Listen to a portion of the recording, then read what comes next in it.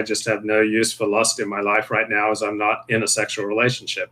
So lust does me no good. And if my mind starts going in that direction, then I'm like an alcoholic who's starting to obsess about having a drink. So I need to stop it as quickly as possible.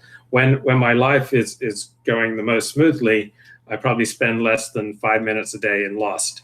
But when that time starts ticking up over 20 minutes, 30 minutes to an hour, I realize I'm in trouble and I've got to make some changes and deal with it, or it's going to spill out in ways that are going to do me harm. You had a one-man play titled Eroticized Rage, and that's something you mentioned you struggled with.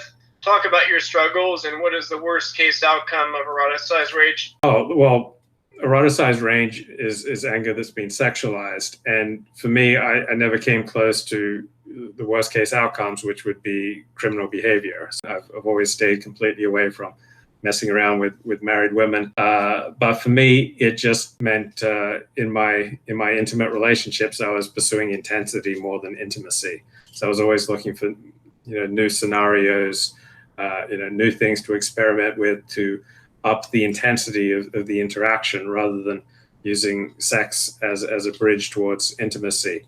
And I would also kind of go through the day like looking for erotic interludes or erotic hits that I can store up and use in some kind of erotic fantasy.